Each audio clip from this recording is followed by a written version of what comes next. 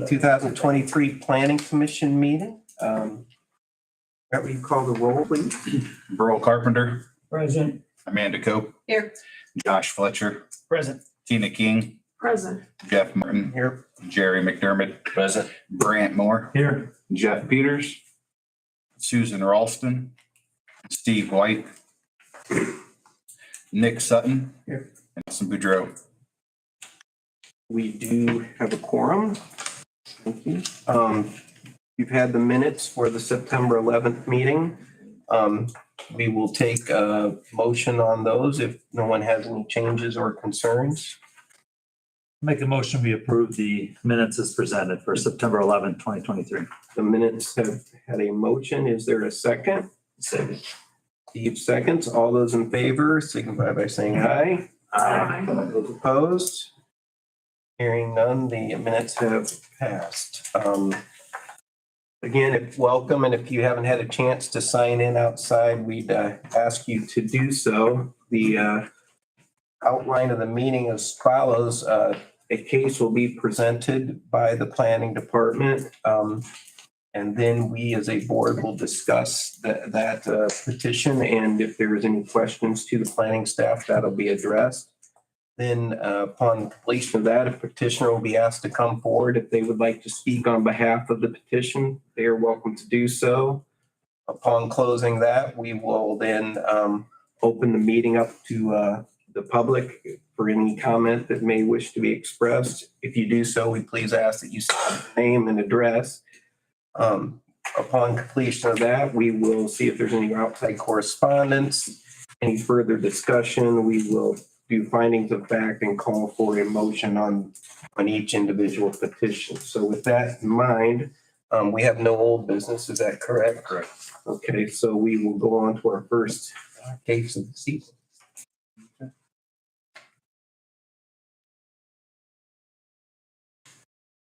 First on the agenda for this evening is the Cameron Regional Cancer Care Center addition, seeking development plan approval. The applicant and owner is Cameron Memorial Community Hospital. Location is at 516 East Maumee Street. The current zoning is IS. Hearing date is today's date, November 13th. Legal notices appeared in the Herald Republican on November 3rd. And 58 property owners within 300 feet of the project were sent certificate of mailing on November 1st. Applicable code is Title 18 of our UDO and Development Plan from Indiana Code 36-7-4-1400 series. Floodplain status is not located within a floodplain. Cameron Memorial Community Hospital is requesting to expand their regional cancer care center facility by constructing a 2,773 square foot addition on the east side of the primary structure. The primary structure is situated on 13.38 acre parcel encompassed by East Maumee, East South, South Washington, and South John Street. The property includes the hospital, medical offices, cancer center, and associated parking and walkways. The addition will expand a portion of the east facade near John and Maumee Streets, marked by the yellow star on the image below. The addition is to welcome a second linear accelerator vault, similar to the existing vault. We move on to the site plan. The proposed addition will expand the east facade of the primary structure, being placed in the grassy area between the existing parking area and the highlighted teal as shown in the image below. The addition will include a control room, 4 waiting rooms, a storage room, and the second linear accelerator. Additionally, the exterior finishes of the addition will match current finish materials of the existing primary structure. With a slight change in elevation, the addition will have to be raised to match the existing first floor. The development of the addition includes no additional parking, installation of pipe bollards along the existing parking lot, and landscaping to screen the new HVAC equipment off the north facade. Next, we move into images, and it's from the parking lot just east of the cancer center, looking northwest over the build location of the east facade. Next is just moving north along the parking lot, looking slightly southwest at the east facade. And lastly is from almost the sidewalk along East Maumee Street looking southwest over from the existing parking lot over the desired addition location. Next, move into a couple plan reviews that are outstanding that I believe we spoke with an individual. They're supposed to be getting back to us. You can review them. Engineering MS4 and our planning office. Next, we move into contextual zoning and land use. I mentioned the property is zoned IS. To the north, we have some traditional residential. To the south, traditional residential. To the east, traditional residential in the Angola Parks Department. And to the west, the jails and sheriff's office, bank, and commercial buildings. This project speaks to the comprehensive plan, principle 1, objective 1.5, encourage redevelopment of underutilized vacant lots, and objective 1.7, encourage infill development for commercial and growth in the city, as well as principle 2, inspire community image by promoting the city's best assets and celebrate success. As of the meeting and today's date and time, there's been no public input as a result of the public notices being sent. And lastly, the expansion of Cameron Memorial Community Hospital's Regional Cancer Care Center further ensures their desire to bring state-of-the-art facility and equipment to our community to boost medical services locally and retain healthcare professionals. Additionally, the property will accommodate the addition and embrace Angola's comprehensive plan objectives within Principle 1 and Principle 2. Staff recommends conditions of approval of windows installed on the north facade, 1 in each waiting room, that site plan and setbacks are provided, and that all plan review and routing comments are adequately addressed prior to permits being issued. Thank you. Does anyone have any questions or comments for staff? Yeah, Jerry? I just curious as to the need for windows and the facade in a waiting room. Seems like that might be a little bit uncomfortable, perhaps, for the patients that might be their dressing rooms, I believe. We have waiting room, ADA waiting rooms. That's been a topic that we have discussed this week, and I'll let Jennifer elaborate further on that, give an explanation. Here's conversations have been going on. So this is the reasoning for it. This is your front facade that's shown kind of in the middle.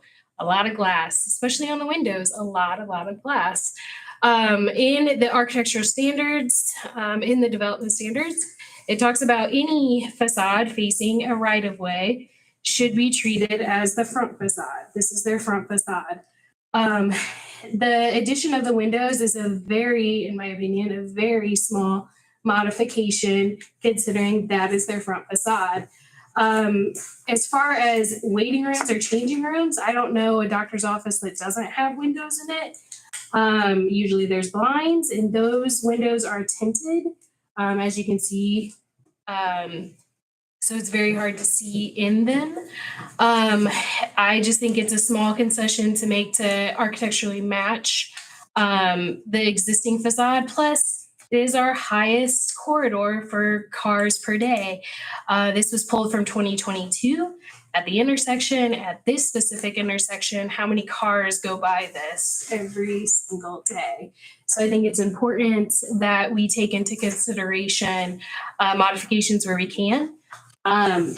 If we want to follow very black and white, the whole facade along John Street should really look like the fronts. But I think it's a good concession considering what this addition is really being used for. Thank you.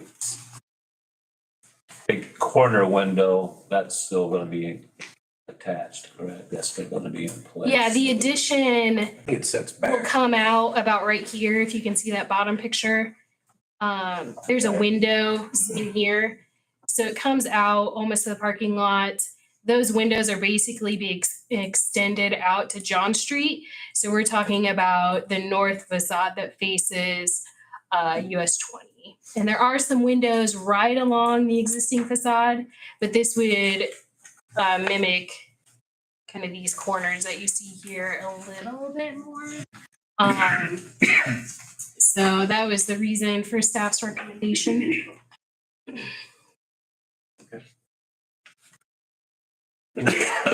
Any other comments anybody like to make or questions?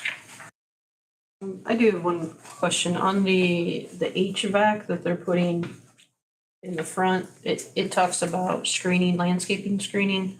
You know what kind of landscaping they're wanting to do? No, we don't. So again, HVAC isn't allowed along a front facade, but we're conceding. So we do need to know what type is being planted along that property and make sure or that facade or the HVAC system to make sure it will adequately screen. Thank you. Good point. Any other questions? Well, I'd like to make a comment. I think looking at everything that they have presented and then knowing the area that we're speaking of in the streets and concerns and how they have decided to blend the new building along with the present building, which is not taken away from it, I think it'd be a nice addition to the community. And of course, I'll add 2 cents more with my stay in the hospital recently. Talking to the people that's familiar with what's going on down here, they are tickled to see the addition that's coming from the staff there. So I have no objections, and I think they're following the procedure that we recommend very nicely. Thank you, bro. Anyone else? Okay. Is there a petitioner in the audience who'd like to speak on behalf of this project? You're welcome to do so at this time. Thank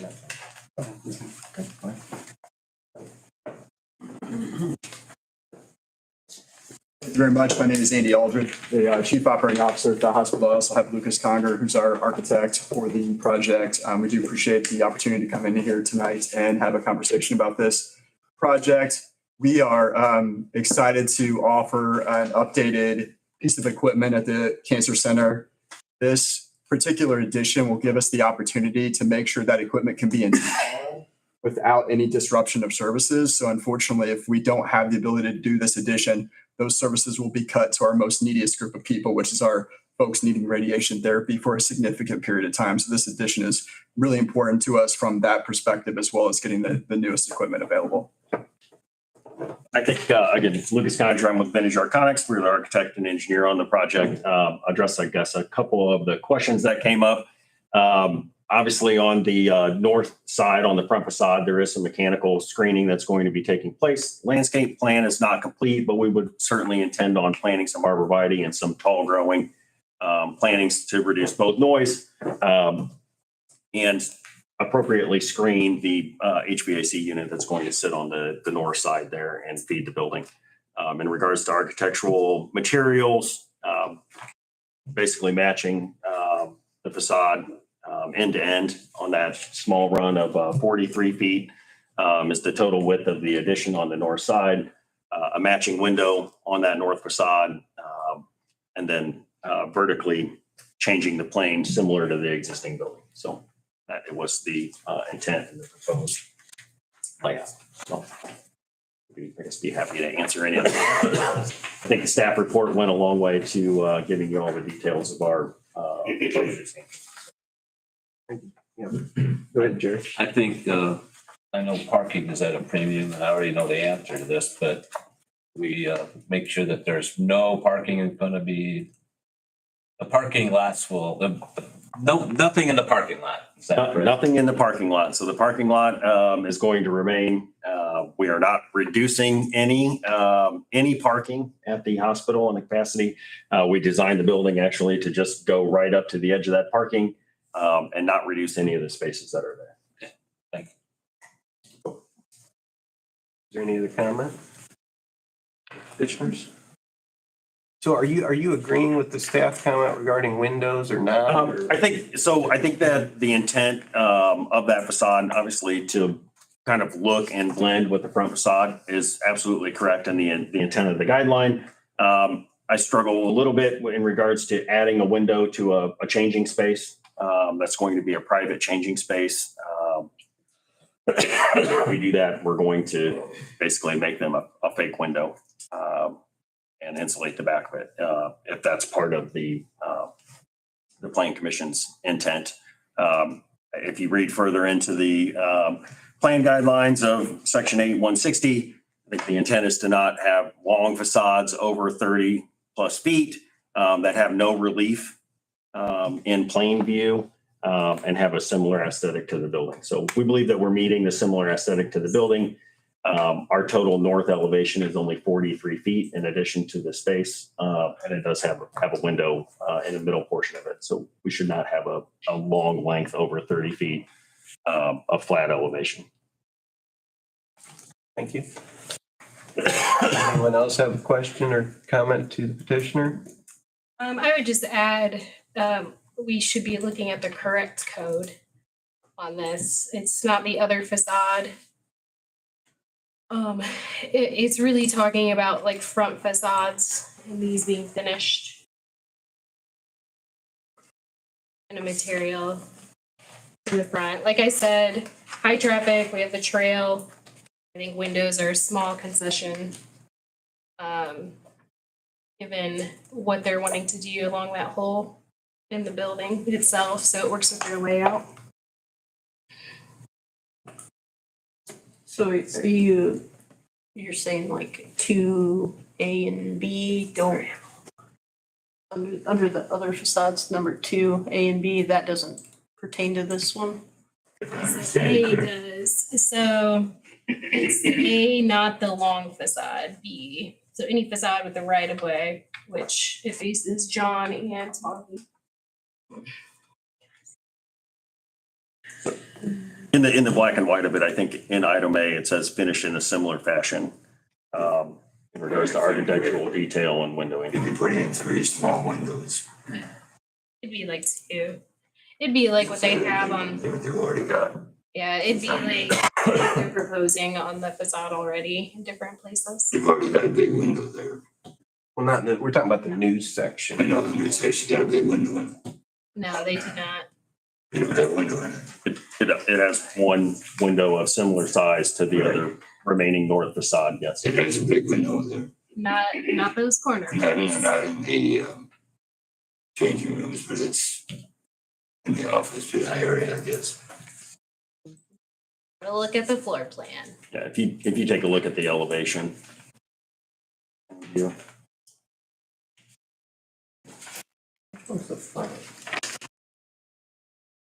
So we're talking about. Let's try to get in here. Oh,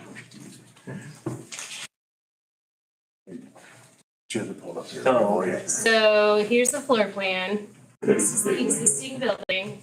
Still too close.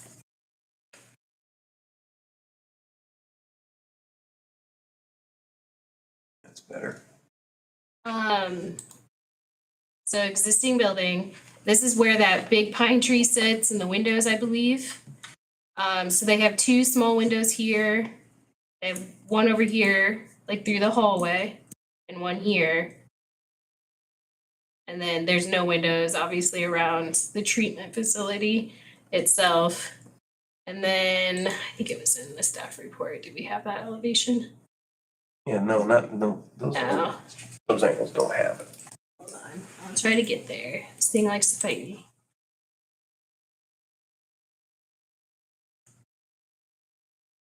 Was it in there?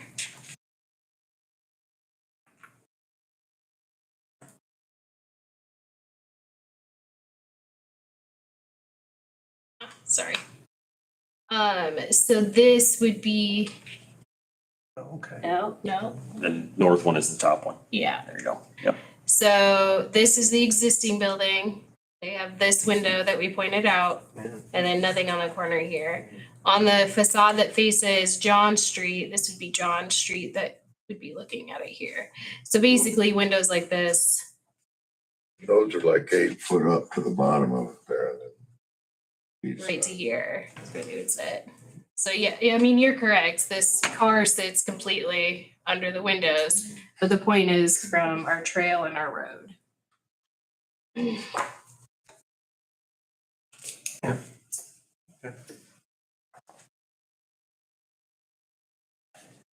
Any other comments for the petitioner? Thank you, guys. Thank you very much. Do we have any outside correspondence on the issue? We do. At this time, I will open the meeting up to public comment. If there's anybody who'd like to speak regarding this issue, you're welcome to do so. Just state your name and address, please, if you speak. Seeing or hearing no one, oh, sorry, right ahead, I apologize. Karen Shepherd, and I live right over here, across the street from the cancer center. I'm right on the corner of John and Mommy. I was concerned about the parking, and I guess that was answered. Because I thought maybe the parking lot, but I guess you're not, right? That's correct. Yeah. And this is going to start in February, is that correct? I don't know that we heard that. Do we have a date? You guys are looking forward to breaking? The letter I had said February 20. Yeah, I think the intent will be to move forward with construction as fast as we can. Okay. Get it planned out and prepared. Thank you. Thank you. Is there anyone else who wishes to speak? Okay, now we will close that portion of the meeting. Any further discussion before the board, before a finding of fact is read? I guess I'd like to say that I think it's important that we keep some architectural integrity, and I think that's been lacking in some of our planning and buildings that we had. And asking for a couple windows to do that, I don't think is too much. I think it's pretty important. Okay. So noted. Appreciate that. Anyone else have any comments before Brett reads findings? Okay, Brett, if you. Finding of fact, the development plan is or is not consistent with the City of Angola Comprehensive Plan. Staff proposes finding that the development plan is consistent with the Angola Comprehensive Plan via objectives 1.5, 1.7, and principle 2. Agree. Number 2, the development plan does or does not cause a hazard or unsafe conditions for drivers on the existing or proposed streets or at points of access to perimeter streets. Staff proposes the finding that because there are no proposed improvements affecting public streets nor improvements to private access drives.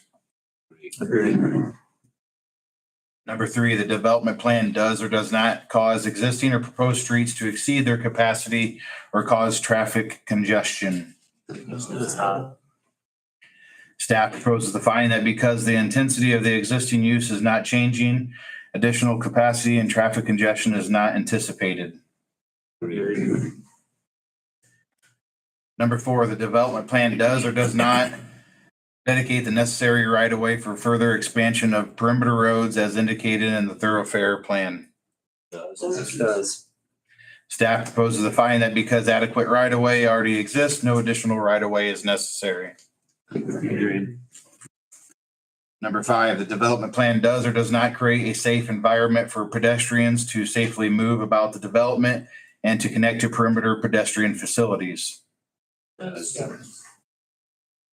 Staff proposes the finding that because the addition will only disturb a small open area vegetation area, not affecting existing pathways utilized on the campus.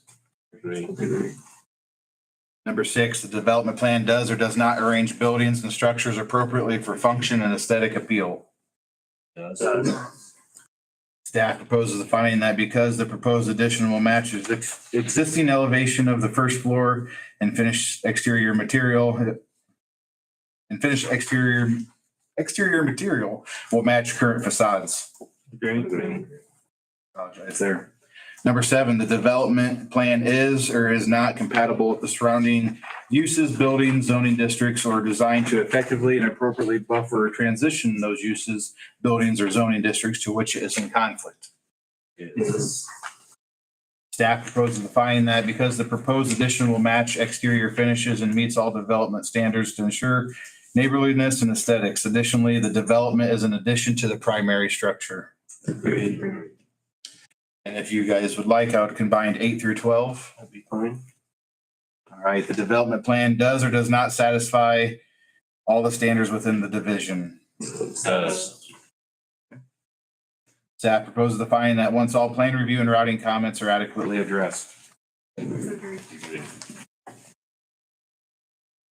Thank you. I would propose that we have a motion regarding this issue and to pay close attention to conditions and items that we've discussed. I'll make a motion to approve with all 3 conditions, windows installed in north facade, site plan with setbacks provided, and all plan review and routing comments adequately addressed. Is there a second for the motion? Second that. Burrow seconds. There's a motion and a second. All those in favor of the motion signify by saying aye. Aye. Those opposed?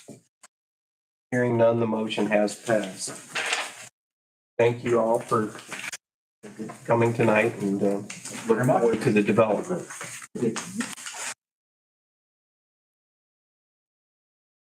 Now, moving on to our master plan. How do you want to go forward on this? This is something. We have a presentation. Okay, Sorry, let me get there. okay, no problem. A little slow. This is Corey from HWC, who we contracted with to do the master plan.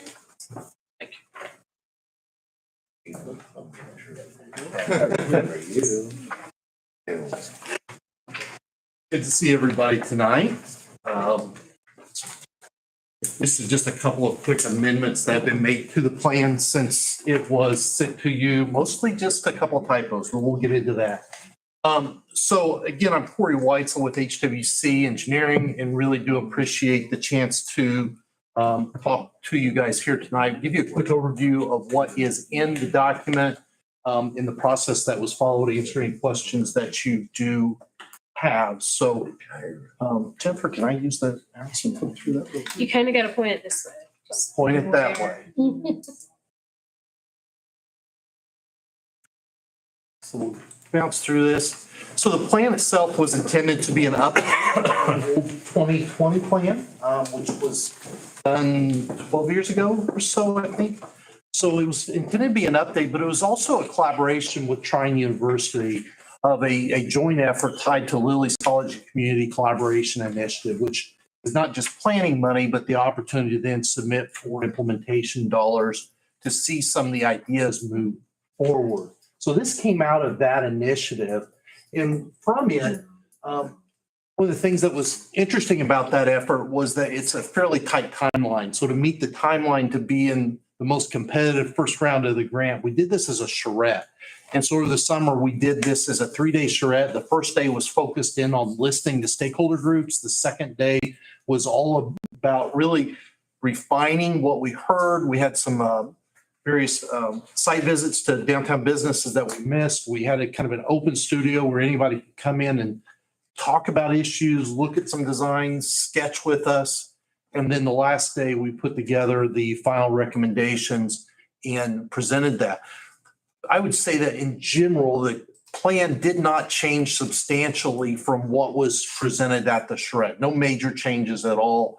Really, the plan since then has been about taking what we did at the charrette, refining it, getting into a document that would be suitable for adoption into the comprehensive plan as amendment. The process engaged a lot of folks. So we had about 1,000 voices that were able to speak into this plan through that process. Easily 100 people participated during the workshops. And then we had a little over 400 students from Trine that participated in online surveys and almost a similar more than that in folks from the community that participated on well. All that information was considered as part of it. We talked about various strengths and weaknesses in the plan. Obviously, the downtown is just a beautiful downtown, so much going for it. And the question was not what's wrong with it as much as what can we do to make it even a stronger community asset. So we did talk a little bit about parking. We did talk a little bit about trucks. And so all those things were part of the conversation with this. In terms of what we heard from residents, it was they wanted to see more dining restaurant options. They wanted to see more entertainment ideas. They wanted to see more public spaces in the downtown. While at the same time, coming back to parking availability as a concern. When we talked to students, they mentioned parking, but really started to be excited about what it is a walkable connection to a walkable place for them. The plan itself recommends about a dozen specific projects. Those are illustrated up on the map. We can get into these in a little bit more detail of what's in there. It's a fairly broad study area because one of the key questions was what really is the downtown? Because the historic district maps say one thing, comp plans were saying something else, your zonings were kind of defined in a third way. So this was able to merge all that together and really define what that is. The plan came down to it and made 5 recommendations for priorities as well as 2 sub-district mini plans. So real quickly, the first thing we talked about was the real priority there was the opportunity to, number one, cost effectively find ways to incorporate housing into the community because this does not require extending new infrastructure out. Reinvestment in your downtown district to add housing means taking care of that infrastructure that is already there, upgrading it, and I believe a lot of it is kind of starting to hit the end of its natural life anyway. And so that functional life, being able to replace it now attracts the ability to add housing. We saw housing could be a number of different strategies for housing, a number of different products, but not just thinking about single family housing, but really looking at that missing middle housing product. So how do we find more duplexes, more quads, more towns, mixed use developments as opportunity? And so all that fits in, and it's nice to see a couple of those developments that are happening next to downtown right now. Certainly not taking credit. I think so many of those were already in process, but they're a nice product and good to see that going in. The other thing we talked a lot about was connectivity in the downtown. Certainly as Trine is engaging more with Cameron, sending students back and forth, that connectivity starts to become something that's important. But you guys have this incredible asset to have Cameron, Trine, county, the city, and so much located in such close walkable proximity. And so how do you make that an even stronger of an asset? And we talked a lot about that connectivity being a trail that could connect specifically along Gale Street and extend that out. We got excited about the idea of that connecting Pogobash Trail, extending all the way west into Fox Lake and what that could become. That led us to one of the recommendations in here that was outside the scope of the plan, but I think we all started to get excited about Fox Lake being so close to downtown and what that could mean as an opportunity with some developable land that's in that area outside the scope of this plan. And so what we really said was, we really need to build consensus on what that is. So we didn't take a position on it. We just kind of pointed at it and said, this is really interesting. And you guys can have a conversation about what that could become into the future.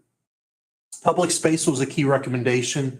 I had worked for several years in town before I realized there was a park next to the courthouse that kind of hides away. But having public spaces in your downtown is just such an important asset. And so we recommended how do you take a opportunity to enhance that space, be able to have more activities in downtown that don't require closing down parking lots and public streets. And so something as simple as maybe a stage in that space, some signage, some gateways that could better link it into the public square could be really a nice opportunity. We also talked about that's right next to Gale Street, thinking about getting that east-west connectivity. And so we think that, looking at that section of Gale Street, which isn't real busy, could also be an opportunity to extend that public space. We believe that one of the things that you need to be focused on constantly is destination development in your downtown, continue to attract anchors to the community. The more anchors that you have, the better off you're going to be. So this isn't saying you're not doing this. It's just saying it's one of those things we constantly need to keep our eyes on. So one conversation took a lot of turns through this was, it took a lot of people putting attention towards is the courthouse. And the question becomes, what happens to the courthouse? The new facility is completed. And we don't come to the point in this plan of saying this is what you should do with the courthouse. Only we keep pointing at it and saying that is probably the most significant decision that's going to be made in the next decade related to the downtown. And so the recommendation is, how do you find a way with the courthouse to create an active space? We've seen these kind of facilities, these major historical facilities become, you try to protect it as just what it was, and it becomes a museum and it's stale and it doesn't attract a lot of people. And we think that type of an asset, is dominant as it is on the public square, should find some sort of a public use that brings activity all day and into the evening, which is something you really need in your downtown. We showed an example in the plan of a church that was turned into a brew pub. Not saying turn the courthouse into a brew pub, it's kind of an interesting idea, but the idea of activating it to turn it into something that brings people in and becomes an anchor in your downtown. Having a conversation about this moving forward is probably the most important thing that we would see coming out of this plan in terms of that, especially on the public square. The nice thing about your downtown is it doesn't need a lot on the public square, but this is the one thing that will be as visible as anything that you do. Continued communication and collaboration. I don't think we can overemphasize this at all times. So there's a couple things in here where we align the recommendations. It's an update from what was in there before about how you would staff downtown. And so we work to clean that up a little bit about how you manage that. So those were the 5 recommendations for priorities. And then there's 2 districts that we zoomed in on and took a look at it. One is the idea of a West Maumee gateway district. So on the west side of town, you cross the railroad track, you take the little turn. That's right when you start to see the monument. That area where Fruit Center is just such an important gateway into your downtown, and that proximity to the university means that this is likely at some point to see some development proposals. Somebody's going to want to do a mixed-use project here at some point, put in housing, put in some services to serve the university. We think defining this out and starting to show that as more of a mixed-use type development on a western end makes a lot of sense. We think over time that would fill in between and start to see some infill and redevelopment in the district between the public square and this location. But this really could become a nice western gateway to the downtown.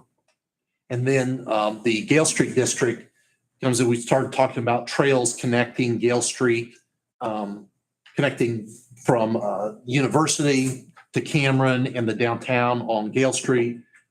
There's some properties on Gale Street that could use some reinvestment. And so the idea of some mixed use, some townhomes along that corridor, we think is a really nice attraction. We don't think there needs to be too much retail in that space, but there's probably enough for a little bit.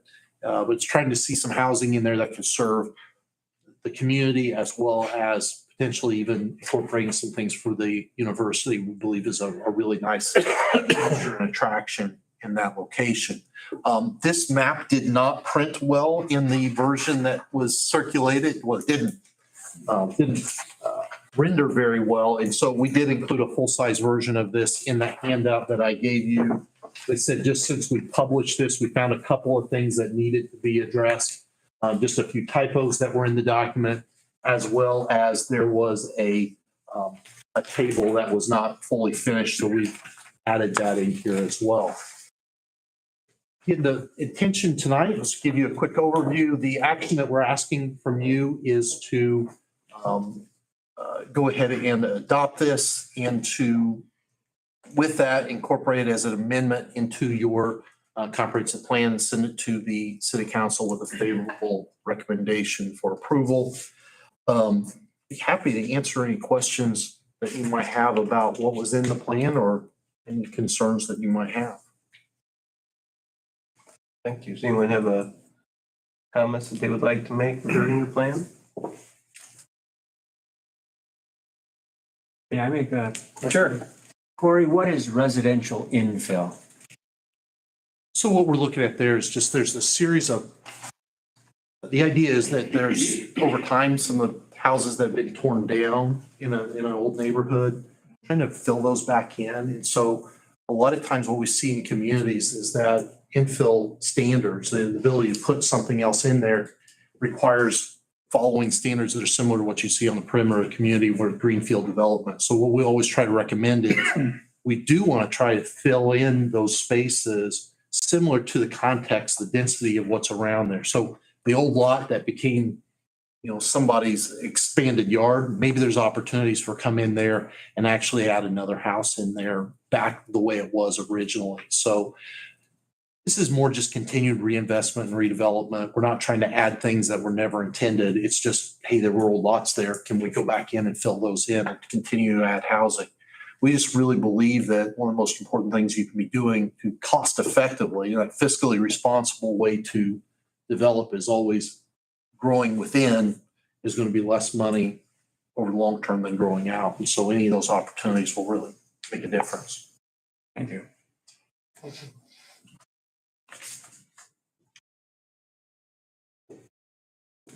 Are these ideas something, if you see a redevelopment of a neighborhood, is that where you pass the plan and then you try to get the outside community and funding and whatnot? If you had a targeted area, you might want to make the approach to, I guess, who are the stakeholders in that other than sometimes government gives a push of that sort of thing, but other community organizations or anything like that? Yeah, the idea with this is very similar to comprehensive plan, just zoomed in. So what we're trying to do is take these ideas of what can we do to make our downtown more competitive? How do we make sure it sustains itself? How do we preserve the history that we have there? How do we keep our businesses thriving and see more of those? And we do that by going through this process. This is intended to be a document that guides that decision-making, that help you, I think, as specifically as Plan Commission. The real nice part about this for you is giving you some decisions and that thinking ahead towards where might we be seeing some development in the future. And so there's density of product like townhomes that were not envisioned in previous plans that we're trying to say, this is what we're seeing in other places and it really works here. So we're trying to give you that as a tool. But we're also trying to engage other stakeholders for the community, for the city especially, as we try to figure out how do you actually put this in place. So we had our stakeholder meetings were about 40 different people that participated, representing 30 different stakeholder groups across the community, everything from developers to community foundation to infrastructure to various parts of the city. So we had a broad section of downtown businesses engaged as well. And I think that anytime you do a plan like this, it's just engaging people through it and listening. And that's the key to getting it implemented as well, is starting with those businesses that want to see these things happen. And this is just the start of that process of building consensus as to what you'd like to see happen. I think it's worth noting that Trine, Cameron, MSD were all a part of those as well. Thank you. It was really great participation, and we had a lot of people come in that second day of the workshop, just checking in, seeing what we were doing and asking questions. And, we sat on couches and around tables and had conversations about what it should be. And I think that the process of really soaking in on this for a few days with people and bouncing ideas off of it was really helpful for us. Yeah, Tina. I've got a question about, I don't know, I guess my husband and I have been into real estate for a long time and enjoy antiques and historical buildings and whatever, and enjoy driving around many and through old communities. And our downtown has wonderful buildings with great potential. And does your plan also address how to have a direction, maybe that's best, for fixing, repairing, presenting a building that is 100 and more years old as a beautiful building? And not tearing it down or making it look like today. Sure. That's a great question. So we don't get into very specific historic preservation standards. There's a series of standards that are out there that rely on for those. And I'm not sure of all of your historic preservation standards, so you may have to answer some of that. Landmarks guidelines. So you're following that, you're following generally Department of Interior standards, which are really accepted standards for that. The other part of this that we've pointed out too is the shifting need on this. So I think, older times we would say, let's just focus on historic preservation. But what we're finding is a lot of the grants and the programs that are out there do a nice job protecting the front of the building. But sometimes it's the back, it's the roof, it's the HVAC. And so one of the recommendations that's made in here is trying to figure out how do we use your historic building committee, preservation committee. I forgot what it's called here. Historic preservation. Historic Preservation Commission here. Everybody calls them different and I lost track for that moment. But how do you use that to advocate for long-term sustainability of these buildings? Not just what you need today, but how do we get in and think about roofs in the back of buildings and cleaning up the backside of the alleys? One of the things that was recommended in one of the graphics was even thinking about what do you do on the back sides of some of these buildings here. So the image that's up there, that think about what do you do on the backside so that you're not just thinking about what is that one perfect little postcard front entrance, but it's really a holistic perspective. It's a shift that communities need to start to think about, or else they're going to find that they've got a nice looking front, but the guts of the building are in tough shape. And so we've got to change our mindset about that. And I think it's so important for the city and its leadership to be looking at those issues about how do we really sustain this over the long term, not just what it looks like, but the tenant who can maybe make enough revenue to actually take care of it. There's a complicated mix, and we could probably spend all night talking about this one. So that's a great question. Thank you. Appreciate it. Well, I see some ideas here that you've proposed to the Plan Commission, and being an old timer here in the city a long time, the growth and the changes, but I see the preservation that you are recommend.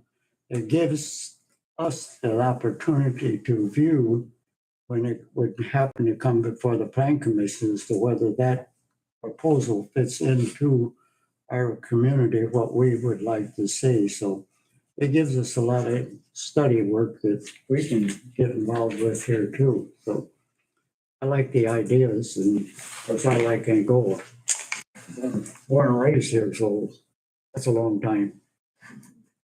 It's so much of the recommendations in this are not to get so specific at this level, but give you guys a lot of flexibility to adapt these ideas, because you're going to hear a lot more input than just what you heard in this first step as you go to implement any of the recommendations here. And so it's to say high level, here's the things you should be thinking about. Here's the things you can be working on that'll make a difference.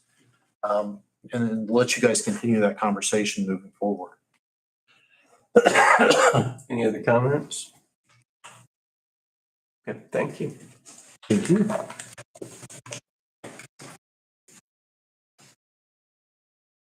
So Brett and Jennifer, we need a motion to adopt. Is there anybody else has further comments for staff regarding any of these items? All right, so It would be a motion to forward. to the city council with a positive recommendation, or Correct.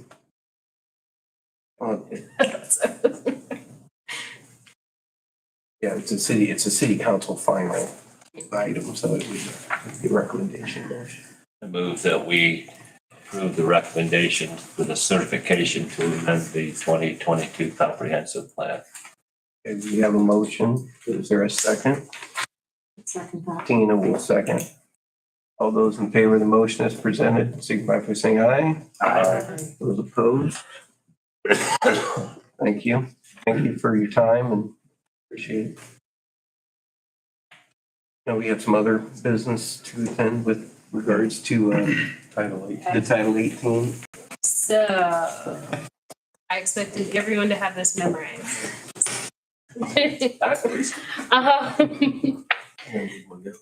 Just get printed out. There you go. So this is Amber. She's with Hometown Initiatives. We've been working over a year on this project. This is a summary, what I have pulled up here, of everything that we went through and modified. I'll let Amber kind of just go generally what we did. And if you have questions into any of this, we can go into more detail. Good evening, everyone. There are 12 pages of changes we've made over the past year, plus a couple of months. I'm going to try to give you a quick synopsis of everything we've done. Briefly stating that 90% of the changes we've made have been for administration to help with the processes that are not working or to mimic what is working. How do we change that? A few things have been the land use table, for example, we have just obliterated. We've looked at the definitions, making sure that they are matching the land use matrix that you guys want to see in those districts. And then also combining some uses to make it more flexible and kind of broaden up those standards a little bit rather than be really restrictive on a very specific use and kind of create more flexibility and dynamics there. So just generally, we cleaned up a lot of the references to internal references within the municipal code altogether and then Indiana code. And then also we wanted to clarify some language. Some of that got bogged down. It was hard to understand. We had developers and applicants and people just confused generally about what was being said in the ordinance. So we wanted to clean that up. But starting in Division 1, we, like I said earlier, really emphasized the definitions in the land use matrix. That was what we were focused on for months at a time. We got through Division 1 and Division 2. We tried to coordinate to make sure those land uses matched within each other, which we found several that did not. And then we also wanted to make sure that all of the definitions, if they were there, met what was being addressed and what issues had come up, if there were issues, make sure that we figured those out. So you'll see that we have added definitions. These are brand new definitions that you've never seen before. Altered definitions. Some of these are grouping other definitions together and just trying to clean that up a little bit. And then removed definitions, which those are the ones that we grouped with a different one. We did some minor language adjusting to some of the other smaller sections. And then the land use matrix. The big thing that you want to know is before it was categorized by use. So commercial use, institutional, residential, industrial.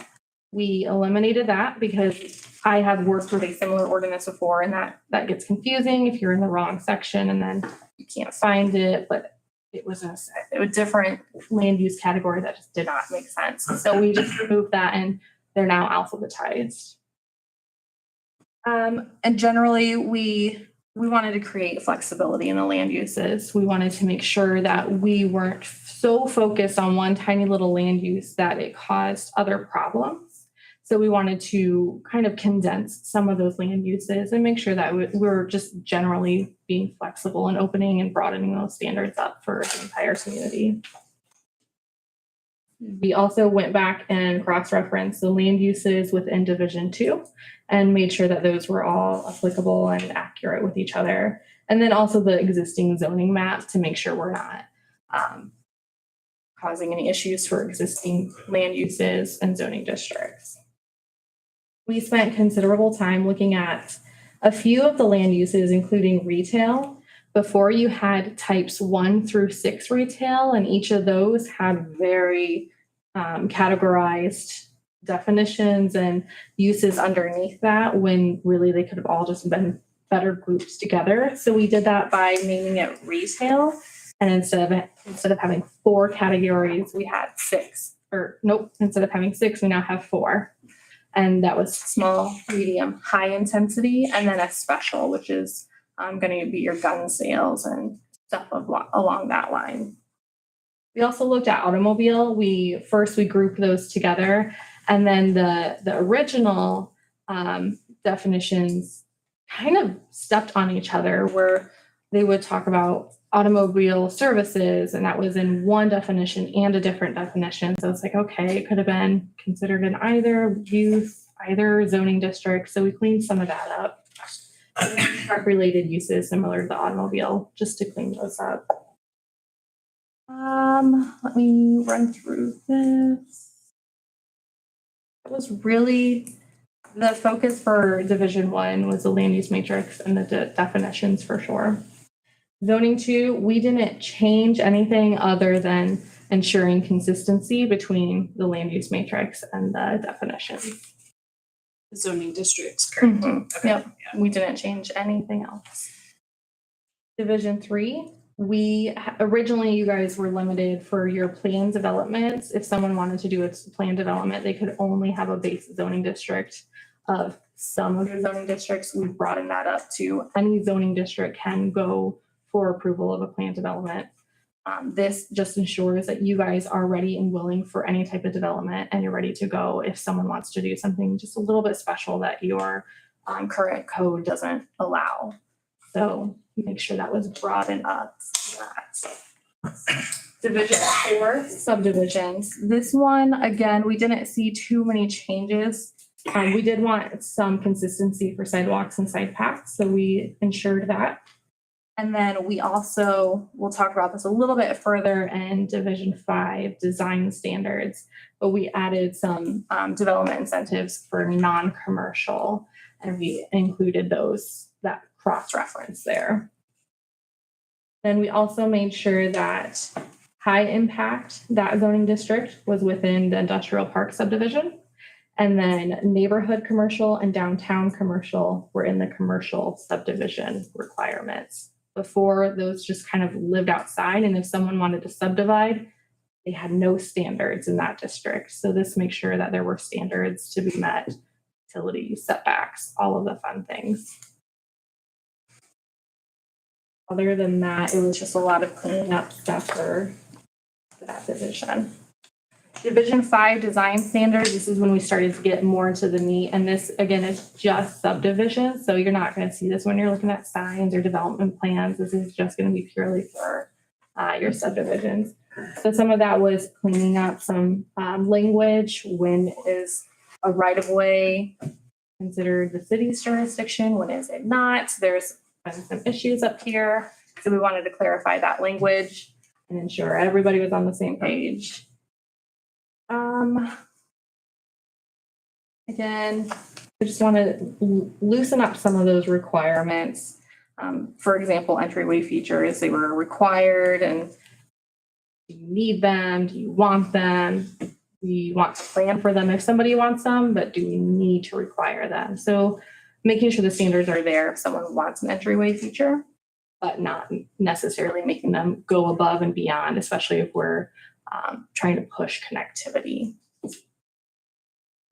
Like I said earlier, we went for a new incentive standards package for non-residential. Currently you have residential, and that's pretty well listed out. Now we're having a couple more options for non-residential. So there are 4 options now. We added one. The first one will be for commercial and industrial subdivisions. If the parking is in the rear or the side yard, then the front yard can be decreased. So that front yard setback can be decreased. If you have either 40% of your driveway and parking area is impervious, is pervious, you increase your landscape standards, you can have additional lot coverage allowance. The next one is having a shared drainage facility. So Think of a large commercial subdivision that has multiple lots. Currently, each one of those lots has to apply the drainage issues and all of that on that lot. This allows for those lots to have a smaller lot or a larger lot coverage allowance as long as they have a common drainage facility within that subdivision. And there are calculations that have to be supplied at the beginning of the proposal to make sure that if the development is built out at its max lot coverage, you're not going to have drainage issues. It's all going to be accommodated for within this shared drainage facility. And then finally, the last one is simply just for industrial subdivisions. If they comply with commercial architectural standards, then they can have a decreased setbacks. And this is really important when you have your major and minor arterials, your highway, anything that's backing up to that right of way. You really want to encourage that. Some of the other stuff is just cleaning up some of the consistencies with engineering departments, the drainage, making sure we're not stepping on other people's toes, and cleaning up language. The state went through a renewal of some of their stormwater management, making sure those references were properly addressed. The other, probably the last big thing we looked at in this section is currently you have a private street and a public street that is permitted. The private street, even though it is not supposed to be maintained or brought on by the city, still has to be built to city standards. So essentially, you're making another city road that the city will not maintain. There's been some heartache with that because if you have Menards or Meyer want to have kind of a private drive for theirs, they have to have a 60-foot easement with room for utilities and no improvements other than the street, sidewalk, utilities, street trees. That puts a lot of burden on them. They're maintaining it. That's their responsibility, and they can't do anything within that easement. So we've created another one. It's called Access Street. This is simply for vehicles, for pedestrians, for private utilities. That's it. It's very clear, though, that the city will never take that on. There aren't driveway cut requirements. None of that gets involved with a street access.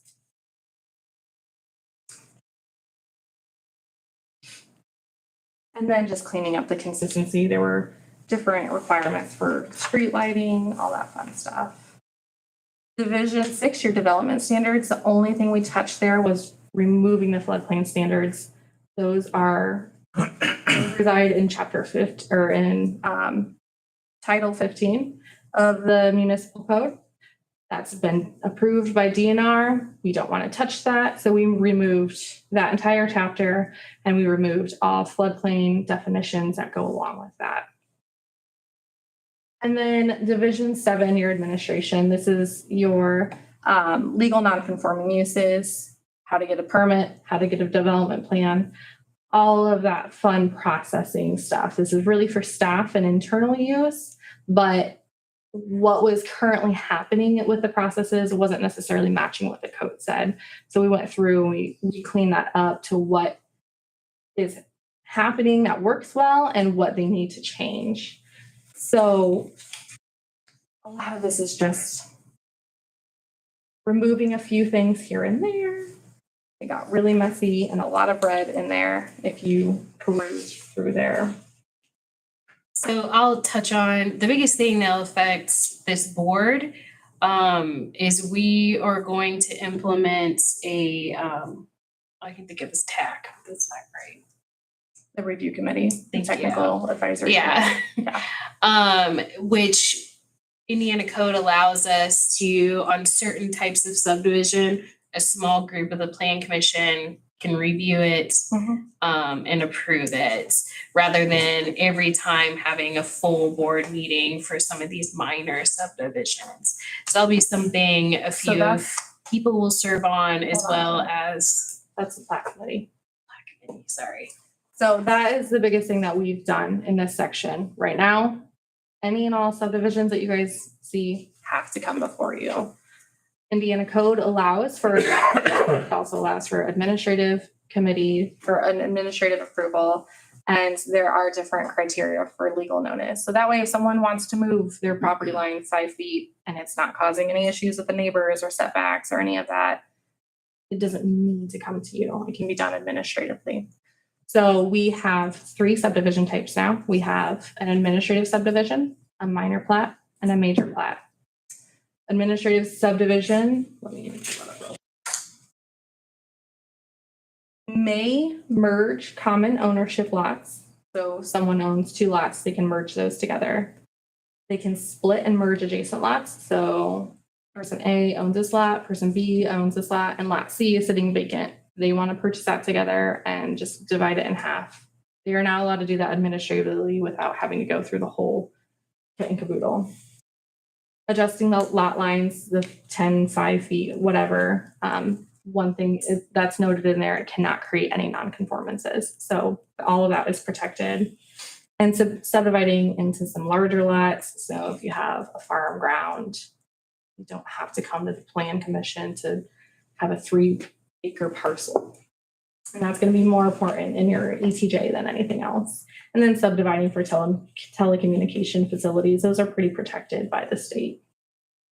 It does outline that a zoning administrator does not have an authority to subdivide land that creates an additional driveway cut, modifies an existing easement, further splits a lot that was already created through an administrative subdivision, then it becomes a minor plat and has to go to the plat committee.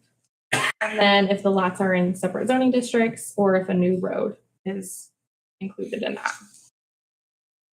Your minor plat goes to the plat committee. It does not have to have a 10-day legal notice published before. There are provisions in Indiana code that allows the public notice to go after, and then they have room for appeal to the plan commission. But plat committee is ultimately who gives that authority. They can approve most subdivisions unless they have a new road or improvement to an existing road. A division that results in 4 or more lots. So if the subdivision is 3 lots and under, you're fine. 4 or more, it kicks to the plan commission. Any parcel or remnant parcel that requires, if they're requesting any waivers within that subdivision, it kicks to you guys. Or if there's a common drainage area, it kicks to you guys. And then again, you have your plat amendments, your replats, and your platification. All of those we moved from one chapter into the processes chapter, but it's still all there. It's just more cohesive. It's now organized by staff approval, BZA approval, plan commission approval. That way staff can say, this is what you're looking at more easily than they currently can. And then again, it talks about the processes for a text amendment, zoning map amendment. It talks about violations, procedures. A lot of this was looking at internal references that were made and then clarifying some of that language or renumbering that section. I will say that not all the cross references have been made. I've been waiting for plan commission to clean up anything else that we need to clean up before we go to council for final approval. And then after that, we'll go through and get those text amendments and those internal references cleaned up. That's a lot. We did a lot over the last year. And I'm throwing a lot of jargon at you. So if you have any questions, please, I'm happy to answer.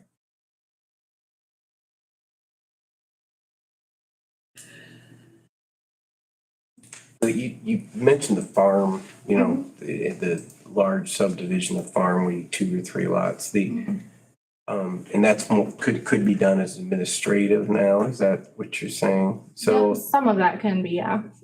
What if it's a situation that borders town and those are, and maybe in the master plan, that's some kind of developmental areas that, maybe a subdivision.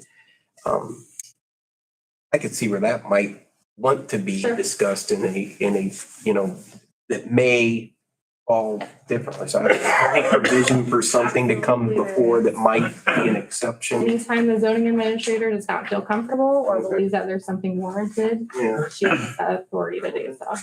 Just curious how that would work. Okay, thank you. Anybody else have any comments? Is this a recommendation also to to the council for It's an ordinance change, so. recommendation for ordinance change, amendment that we're.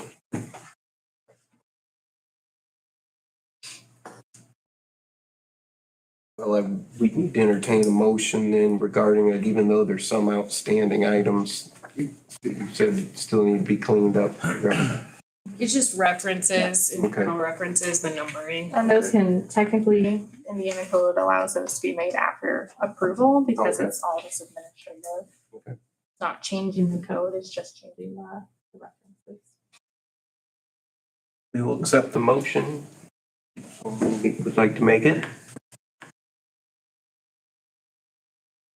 That we request certification to amend the Angola Municipal Code Title 18, Unified Development, and pass that on to council for their approval. There is a motion on the table. Is there a second? I'll second. There is a second. Hi, Nick. All those in favor of the motion signify by saying aye. Aye. Those opposed? Okay, thank you. And thank you for your time and your efforts on that. And fun. You have more patience than I would, so. It's fun. I enjoy this type of stuff. On our final item this evening, we have addresses. Is there a way we can consolidate those, or do we go by those one by one, or how do we do those? We can do them all together. Okay. But do you guys have you gone through them? Do you have any questions? I've gone through them. There's like 6 or 8. Yeah, I have them up on the screen here. If there's anyone you want to look at in particular, by the way, this will be something that staff will be able to do administratively if everything goes through to your. What do I care? Actually, as long as they approve their plan submission rules and procedures. Yeah. So, So at next month, we're gonna look at our rules of procedure, match them up to what we're doing with the ordinance as well. So it's technically, yes, Amber's correct. This is why I have Amber. are there any there that would, other than administrative, that need a special note? No, like 104 South Wayne, that's a Golden Green Soap Company. They've been using the Elemento address. So that's safety reasons, but also I'm guessing business reasons. They would like, I'll let you go through the rest. That's the one I could pull off the top of my head. 125 McKinley Street is an apartment complex. 305 South Martha is the judicial center that's being built currently.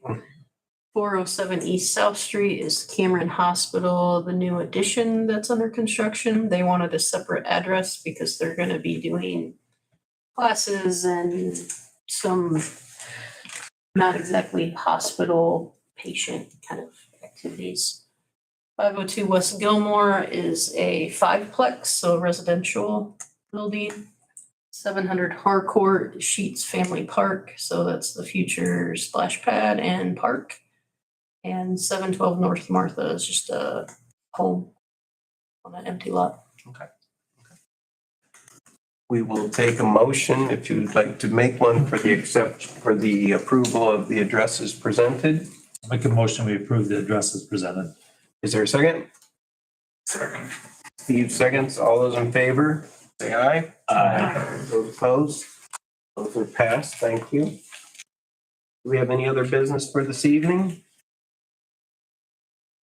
So just a reminder, excuse me, on November 27th at 4 PM, it's an hour before the BZA meeting, we have that special meeting for a rezone request. I know I spoke to almost all of you on the phone the other day, visited with Earl tonight on attendance. We do have a quorum. But if you somehow can't go, just let me know, or attend, let me know. Again, it's November 27th at 4 PM. Thank you for that reminder.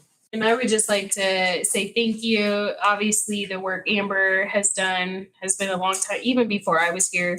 I had a list of all the amendments we would like to make, as well as this summer, all the community input that went into the master plan as well. So it's been a good process going forward.